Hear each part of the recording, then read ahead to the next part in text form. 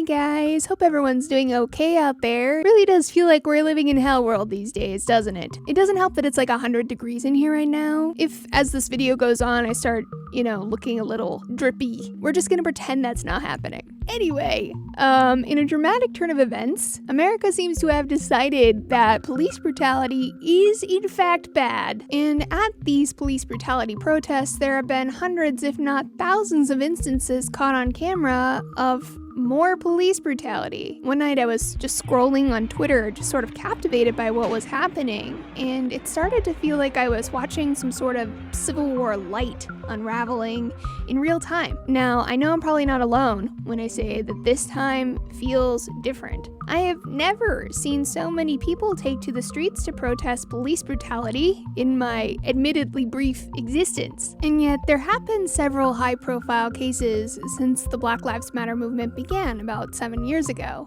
So, what changed? Why now? I'm not totally sure, but I have a few theories. For one, George Floyd's murder was caught on camera, clear as day, meaning that there was no spinning it. Another contributor is that Gen Z is now in their teens and 20s. We are getting killed every day for our skin tone. Don't put your hands in your pockets. Don't put your hoodie on. Don't ride with the music too loud. I support Black Lives Matter because Black lives are human lives, and if you don't think so, you've got a screw loose in your head and you need help. There are 74 million Zoomers who are growing up with movements like Black Lives Matter online. Unlike the old days, you're probably not going to lose your job or your brand deals for talking about police brutality on social media. In fact, people might even give you shit if you don't. Which, side note, I have some complicated feelings about, because obviously we want to incentivize people to speak out if there's something horrible happening. But it also means that, some cringy influencers are going to use things like death and tragedy to promote themselves, to gain clout. And that's not even to mention the nauseating performative wokeness that we have to endure from all these giant corporations that want to lecture people, while also having very exploitative or even racist policies. It makes me wonder, are companies replacing churches? Are they becoming our new moral compasses? My last theory is that people are just tired of everything. They're tired of the lack of accountability. They're tired of the corruption. So it's no wonder that some people look at this and just want to burn the whole thing down. Whatever the magical formula is, we are here now, and it finally feels like change might actually be happening. But the question now is, what kind of change? What will it take to not only reduce police violence, but to end it?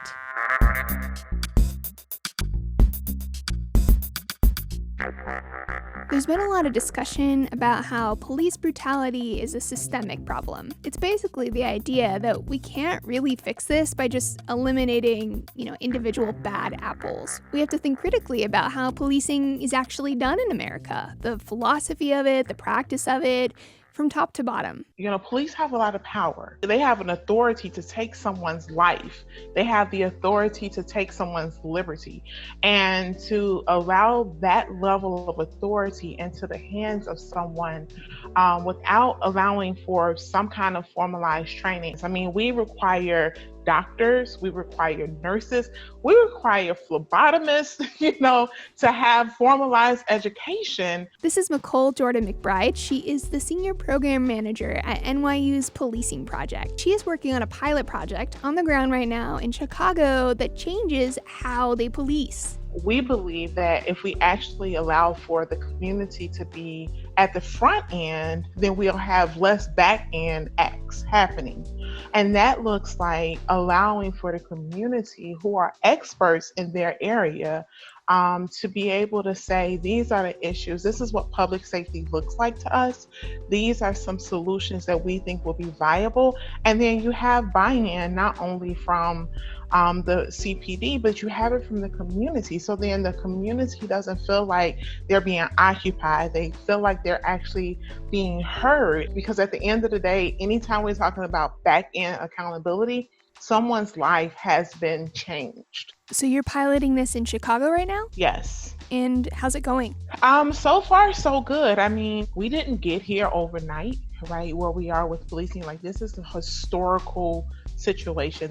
These are systemic problems that we're dealing with, especially when you have a situation where you have people who are not of color who are going through this militarized training. There's already very strong stereotypes about certain communities, and you're thrown into these communities at midnight or at the height of when there may be unrest. Police officers across the country, especially as they are going into various communities, need to understand what make up those communities, the background of those communities, before we should send people into these communities and say, have at it. And the message sort of is have at it. When I was looking up information about police training for my little brother, he was kind of interested in maybe becoming a cop. I was floored at some of the things that the police leadership are saying about their profession, like they're at war. One recruiting website reads, "In hand-to-hand battle, staying in shape may be the edge that keeps you alive. The youngsters you'll be chasing are going to be half your age, and a lot of them are twice your size."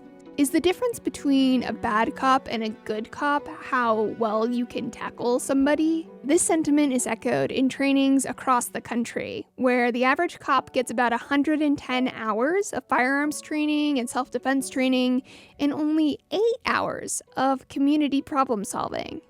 I don't know the exact point where we started using tanks and full body suits, even to camouflage, right? It's like a paramilitary. It's definitely seen as an occupying force. And so when you have that, it's like a war zone. While we can look at cops and say, hey, you're not doing your job, we also need to ask ourselves what job we're asking them to do. Over time, police have been expected to address a truly dizzying number of social problems all by themselves. Drug addiction, mental health crises, homelessness, domestic violence, truancy, the list goes on. When we don't take the time to understand the complexities of everything you just mentioned, especially when you start thinking about education, right, and how defunded education is in certain communities, which leads to certain social ills. And so what you have is a cycle of violence, you have a cycle of poverty that leads to some of the social ills that we have. And so the things that come with that oftentimes is higher crime.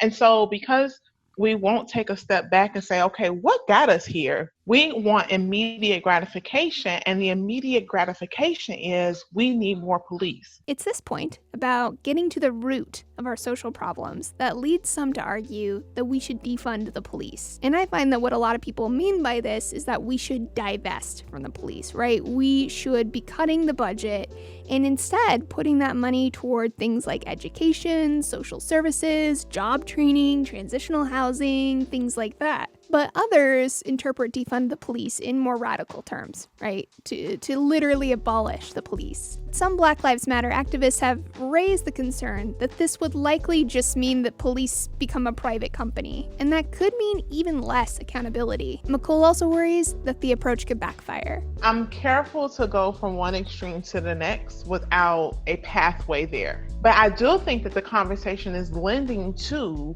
restructuring budgets, right? So that we're not looking at spending so much money on military equipment and things like that, like funding that's going into those, and actually putting them into social services so that police aren't having to do as much of the social service work that they're complaining about, right? And as we are moving towards that direction, maybe there's a conversation later, but I think that to take it from here to there that quick without a strong in-between point will potentially backfire on us. I think no matter what camp, people find themselves in, we can probably all agree that we should have a little think about the budget. City operating budgets have been flying all over Twitter. For instance, in Columbus, Ohio, the police have a $360 million budget. Now pull out your magnifying glass and see if you can find education in there. Is it true that the police investigate themselves? So yes, historically speaking, the police have the authority to write their own policy without having to vet it publicly. There is no community input. There is no real community process. What role does qualified immunity play in that? Police union contracts provide an extreme amount of protection. For example, officer has up to 24 hours before they have to make an official statement. And they can modify their statement after video and audio recordings come out.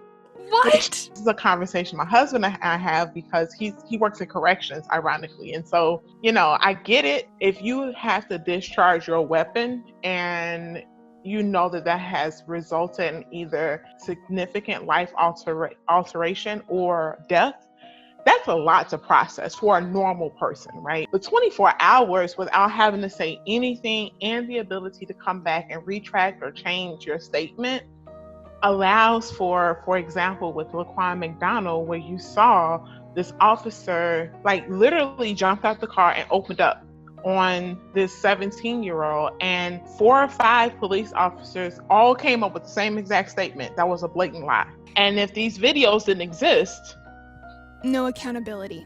Exactly. I think this underscores how revolutionary cell phone cameras and social media really are on this issue. It's easy to see how in the past this stuff has just been swept under the rug over and over and over again. It leaves me wondering what it will take to heal, if it's even possible to heal. So my mom told me a long time ago that trust is the thing that is the hardest to build and the easiest to lose. Some people are just never going to have it because of the flawed history and how deeply it has run. But I think for those who can be captured with the idea of we can really build this together, it has to be more transparency. It has to be a real pathway for community members to be a partner and not an afterthought. And how do we really start thinking about public safety? What does that look like to you, community member? What does that look like to us as a policing agency?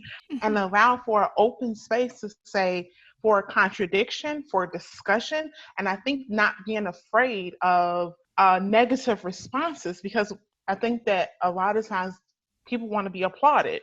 No, we have to leave space for criticism. And that is the basis and the base level for where we start building trust. There's been a lot of talk about improving transparency through technology. A lot of people, I think it was after Ferguson, were calling for the use of body cams. This doesn't seem to have gone the direction that I think a lot of optimists had hoped. Technology in and of itself is just a tool. It cannot be relied on for the trust building and the relationship building and the transparency that is needed. There still is someone who has to create it and someone who has to use it. And so there's still a place where bias can be built in. When we even look at the makeup of technology companies, most of them don't look like us because they come from a lot of times a very different life experience. I want to say that it's not even intentional, but you cannot understand or even think far enough to understand the potential implications and knowing what that could potentially do in the community. I think that is a failure also with even in the tech industry that we have to consider and we have to start looking at.